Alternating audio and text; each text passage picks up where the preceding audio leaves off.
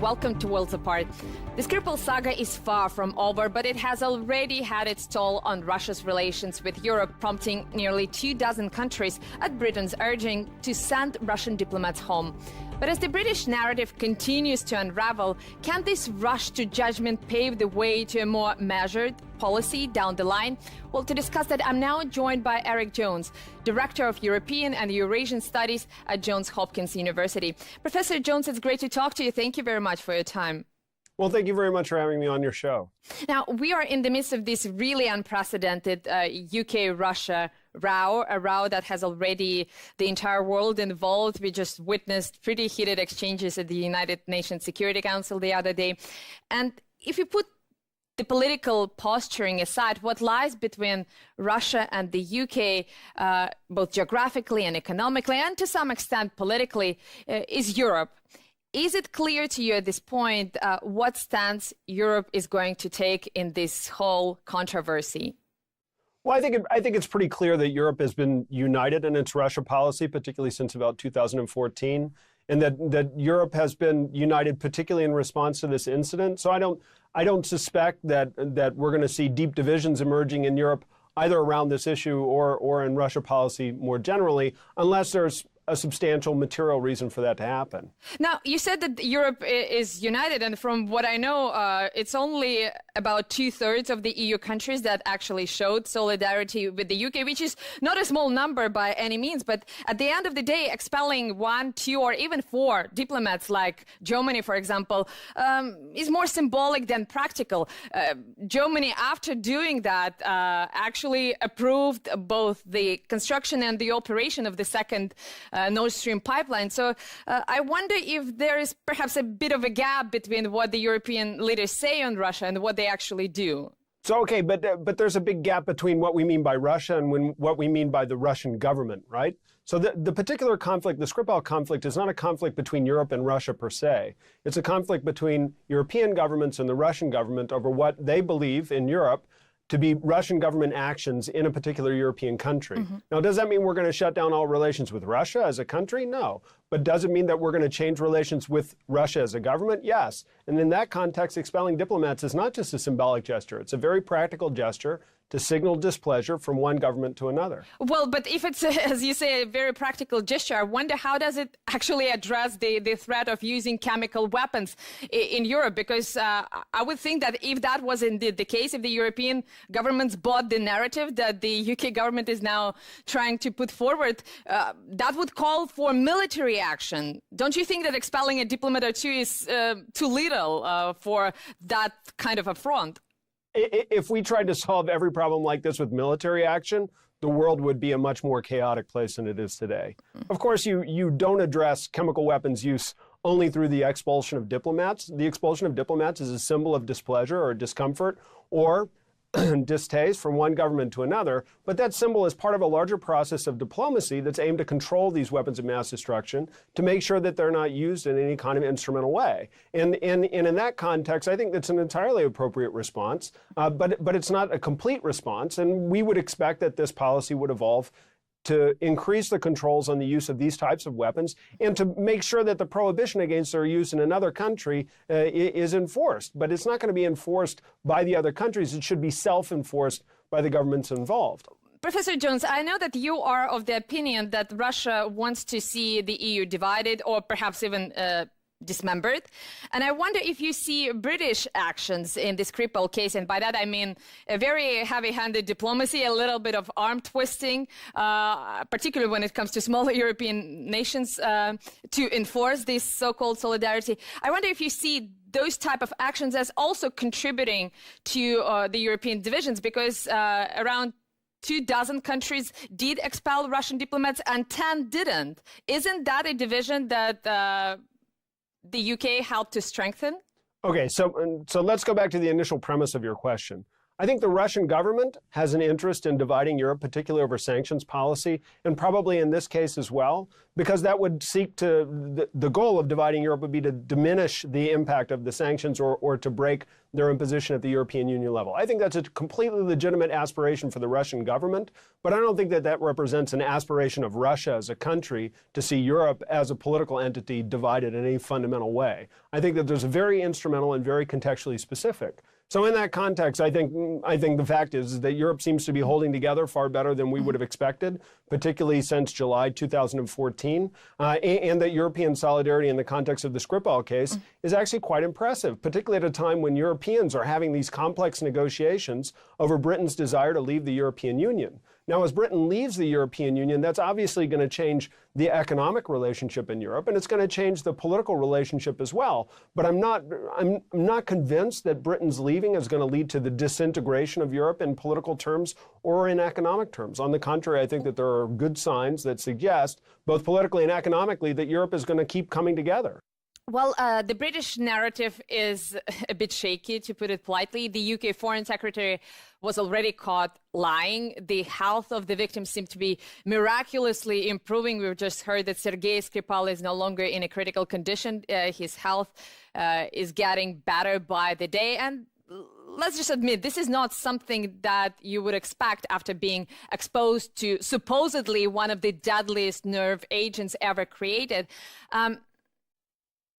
If that narrative proves to be either falsified or simply inaccurate, don't you think that these UK efforts to marshal European countries around it, don't you think that it may backfire against London? Nobody likes to look stupid.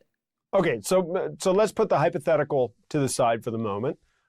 The fact of the matter is, I'm not a chemical weapons expert and I'm not a neurobiologist, so I don't actually understand how these neuroagents work or what the pathologies would unfold if you were exposed to them and then were to recover later, if that's even a possibility. That's all beyond my knowledge base.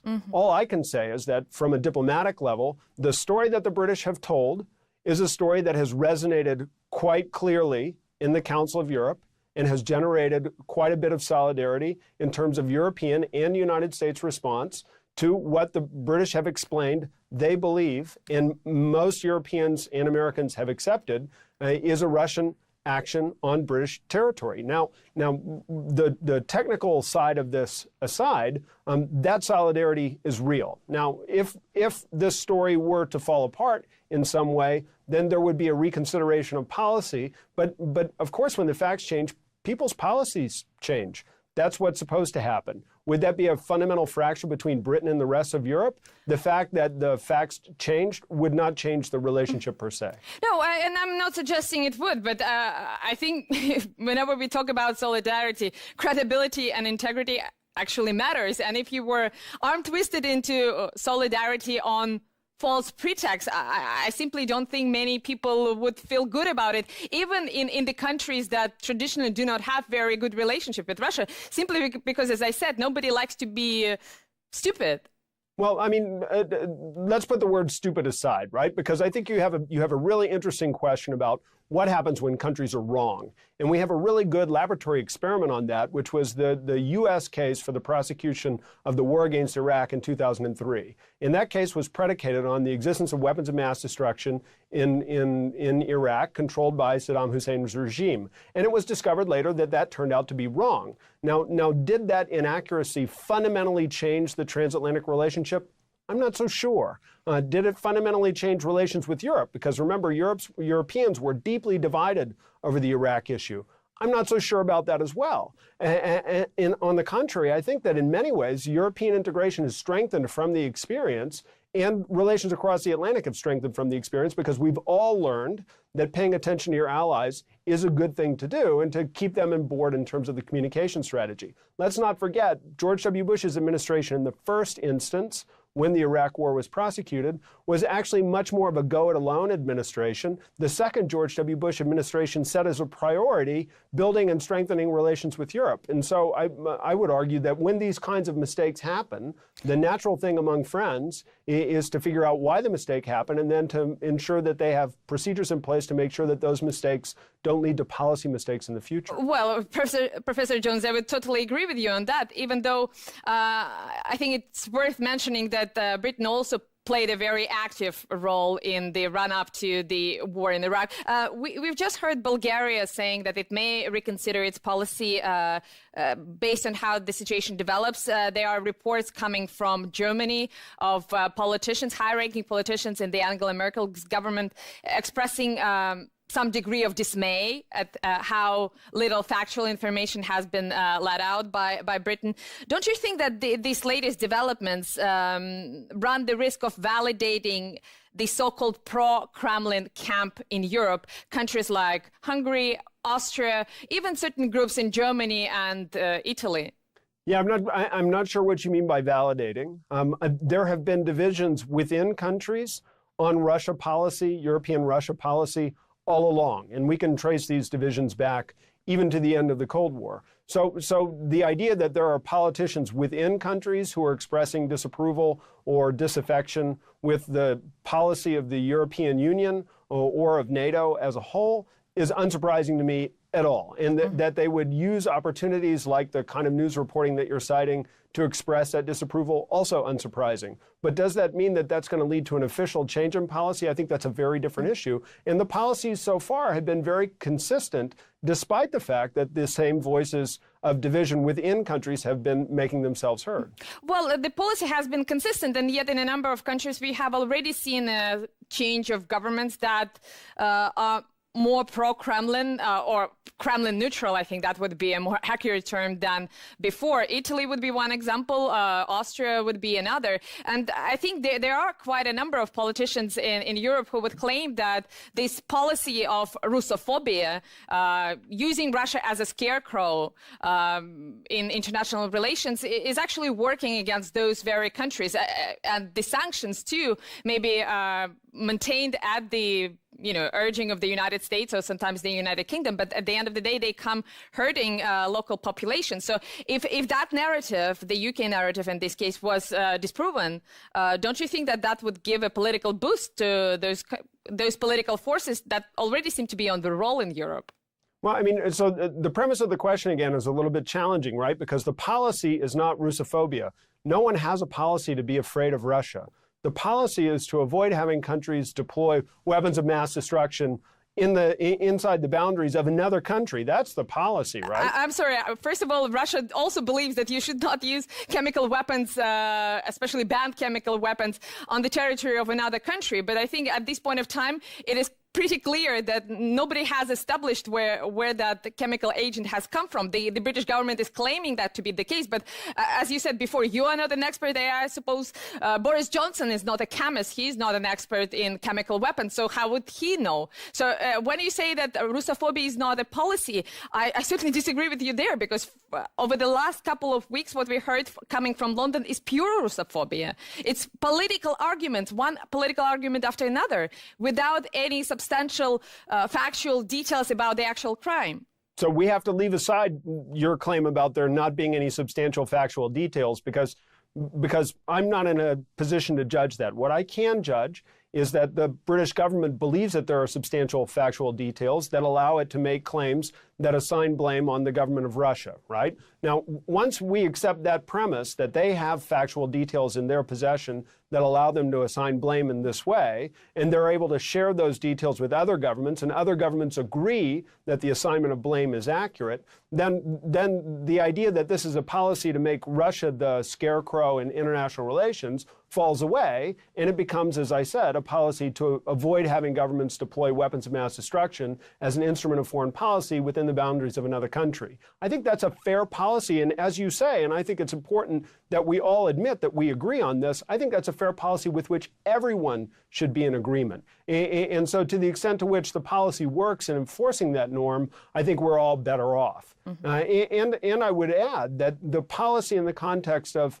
the conflict in Ukraine has a similar normative basis, right? Nobody wants to see another government interfere in the domestic politics of a country in a violent way. And so to the extent to which that we can convince governments not to do that, that we can reinforce the international norm, then that's a good thing. And that's what the sanctions policy is directed at. It's not directed at making Russia into a bugbear. It's directed at enforcing an international norm. Well, Professor Jones, let me stop you right there. We have to take a very short break now, but we will be back in just a few moments. Stay tuned.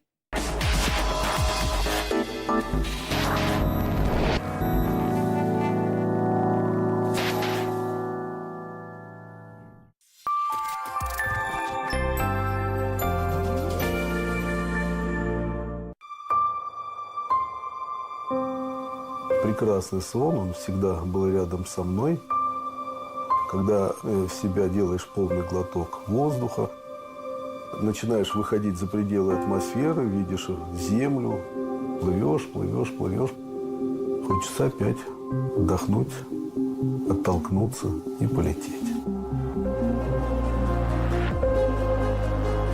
Больше 11 лет, период, когда я был по медицинским показателям не годен. Но не сломался, не сдался, убедил в том, что я готов. Когда я решился на полет, и для семьи был маленький шок, никто этого не ожидал. Расставаться тяжело, на самом деле. К этому нельзя привыкнуть. Нет. Каждый раз думаешь, дайте силы пережить. Чем старше становлюсь, тем страшнее становится. Понимаю, что человек, если что-то произойдет, он, в принципе, ничего не сможет там сделать.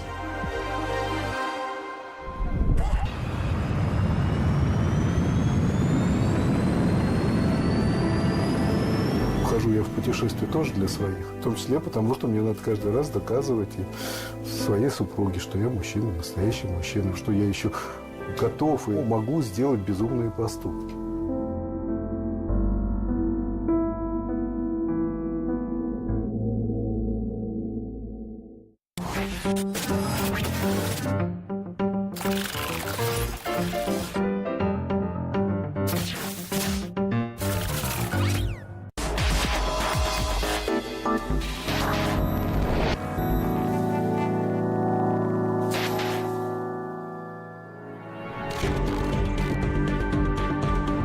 Welcome back to Worlds Apart with Eric Jones, Director of European and Eurasian Studies at Johns Hopkins University. Mr. Jones, I don't want to get into this old argument, but the only way to enforce international norm is to comply with it yourself.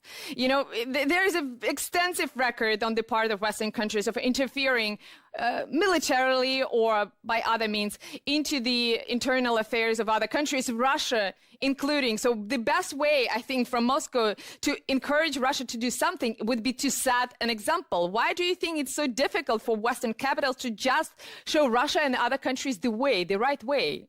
So it's really interesting that you say that. I mean, you know, I'm a political scientist, and as a political scientist, there's a guy, Robert Axelrod, who's done studies of this type of a thing. And in the studies, what Axelrod has been able to show is that the most effective way to enforce a norm is not to allow other countries to break the norm and to give them a pass, right? But rather it's to recognize the mistakes that you make yourself. And I think that there has been an incredible amount of mistake recognition on the part of the West in terms of the types of issues that you've raised. If in the past Western countries have intervened domestically in the politics of other countries, they've learned that that is a mistake, and they've accepted that that is a mistake, and they've begun increasingly to atone for that. And so the goal then is to look at Russia and say, look, now it's your turn to accept that this is probably a mistake to intervene. Probably. It's certainly a mistake to intervene in Ukraine, and it's definitely would be a mistake to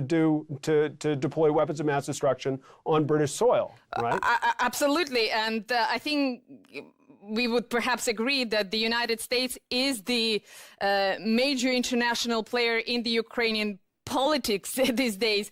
This country is actually almost run as a yet another American state. So when you talk about interfering into the affairs of various countries, especially a country that is on the border with Russia, again, you have to begin with yourself. But I want to come back to the point you earlier mentioned about the United States recognizing and atoning for its mistakes. And we all know what role John Bolton, the national security, the designated national security advisor, played in the run-up to the Iraqi war.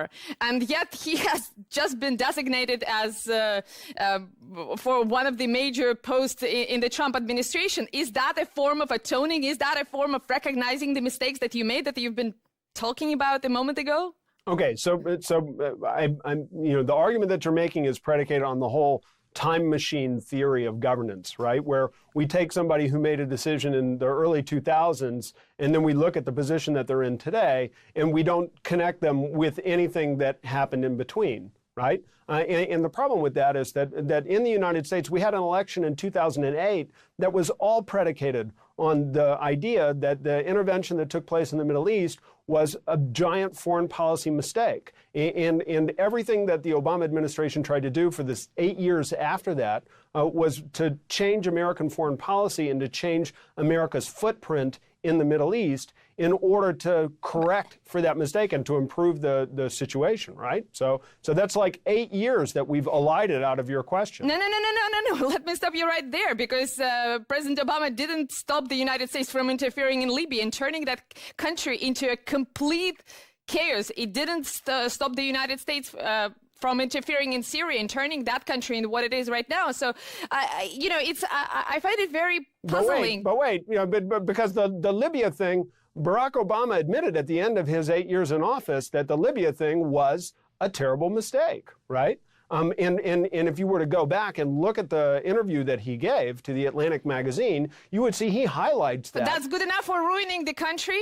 I think you misunderstand the way these foreign policies work. He has a very clear understanding of how the decision was made and why the decision was made. It was a close-run decision. He's not happy with the way it turned out. And in fact, the lesson that he learned from Libya shaped very much his policy towards Syria, which was the point of the argument that he was making in the Atlantic interview. And to argue in that context that American intervention in Syria explains the turmoil in Syria is a complete mistake, right? Because it was American non-intervention in Syria that allowed the Syrian conflict to evolve in the way it did. Now, we could argue that if America had intervened, that would have been disastrous in its own right, and I think that there are many voices who would believe that to be the case. But the fact of the matter is that the Obama administration did exactly the opposite thing in Syria from what it did in Libya, and the consequences end up being much the same. Now, as a foreign policy expert, my analysis of this would be that maybe our lesson is that there are no good, easy solutions in these types of conflict situations. Well, Professor Jones, I beg to differ with you. I've spent quite a lot of time in Syria, especially in the beginning of that conflict. And I totally don't buy this American argument of American non-intervention. The United States allowed its closest allies at that time, Turkey and Saudi Arabia and Qatar and also Israel, to intervene as much as they wanted. And plus, we know American agencies, too, have funded, trained certain rebel groups that it described as moderate opposition, though nobody has ever really vetted them properly. And on the top of that, as we know, President Obama is no longer in office. There is another president in the White House who bombed Syria just last year for no apparent reason. I don't know if you heard, but the American Defense Secretary just came out last month saying that the United States has no proof, no evidence that sarin gas was ever used in Syria, whereas in fact that was the main premise of threatening that country with a strike. So this whole idea that you guys can regret later on after doing so much damage, I just do not understand how you get to that. Well, I think you're right to argue that there are certain consistencies in American foreign policy, but in the premise of the question, you're wrong because, look at the way you framed American intervention in Syria at the start. You said, look, America obviously intervened. It intervened by allowing other countries to intervene without stopping them. So American non-action is a form of intervention, and American action is a form of intervention. And the reason that American non-action and American action are both forms of intervention is because of the general presumption that the United States has a responsibility to be involved in every conflict everywhere in the world. And the basic reality is the United States has relations with governments in every part of the world. And having relations with governments in every part of the world, the United States is involved in every conflict in every part of the world. And either through its actions or its inactions, the United States is going to be blamed for the outcome. So the question is, okay, what is the best policy for the United States to follow? Is it a policy of action, inaction, or some combination of the two?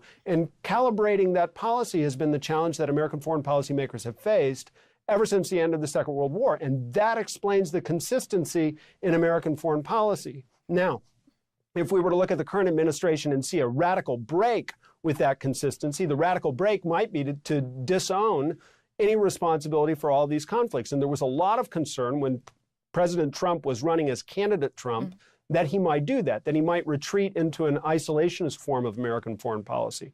Well, what we've seen is that as he's come into office, he's accepted the inevitability of American engagement in virtually every part of the world. And so President Trump, just like every president before him since the end of the Second World War, is implicated in the same dilemma that either their action or their inaction will be judged as causal for the events that follow. And when the events are not good, American action or inaction is always going to be laid to blame. Now, since you mentioned President Trump, I heard your comments on the Mueller investigation, and you seem to believe that the reason why it has unearthed so little in the way of direct Trump-Russia ties is because the Russians hid all the ends. And I understand it's indeed challenging to find a black cat in a dark room, but I would assume it would be even harder if the cat is not there. I wonder if you even allow for the possibility that there is nothing nefarious in Trump's contacts with Russia, if in fact there were any contact.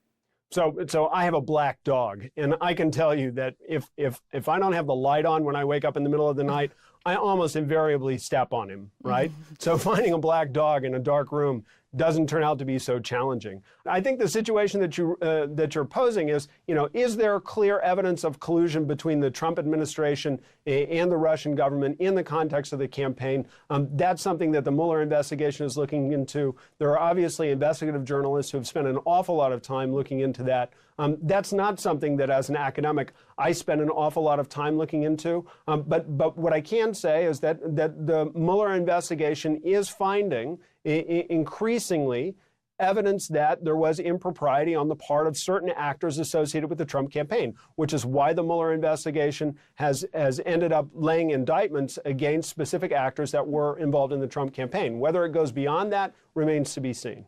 Now, for anyone who is looking for evidence of collusion, I would suggest the latest statement from the Kremlin, which said that President Putin is actually open to the idea of meeting with President Trump, and not at a neutral territory, but actually in Washington, after all those expulsions of Russian diplomats and the closure of the consulate in Seattle following the Skripal allegations. And this is actually, for Russians, it's hard to process that. Why would President Putin be so accommodating and so friendly towards the president of the country that just expelled our diplomats? How do you read it? Why do you think President Putin is being such a softie with President Trump? I don't think President Putin is being a softie with anyone. My sense is that President Putin doesn't really do softie that much. And that's because President Putin has a serious and fairly consistent foreign policy. And as part of that serious and fairly consistent foreign policy, he's dialogued with the American administration, successive American administrations, to greater or lesser effectiveness. And creating dialogue with the Trump administration is something that President Putin has been determined to do. And he's been determined to do that from the start of the administration. We know this because of the connections that were made between the diplomatic agents here in the United States and the Trump campaign as it merged into or formed a transition team. And he's remained that open to communication since the Trump administration has started. So am I surprised that he's willing to come to the United States to meet with the Trump administration? Not so much. Am I surprised that he wants to meet with the Trump administration? Again, not so much. I think that their dialogue together is something that should be encouraged and should be fostered, and I'm not surprised that they seek to do that. Now, whether that's going to resolve the underlying tension remains to be seen. Remember, those norms that we believe, both of us, should be enforced, we need to come up with a framework where they are enforced, both by the United States on American actions and by the Russian government on Russian actions. Well, Professor Jones, on this point of agreement, I have to thank you for taking part in this engaging conversation. I also encourage our viewers to keep it going on our social media pages. As for me, hope to see you again, same place, same time, here on Worlds Apart.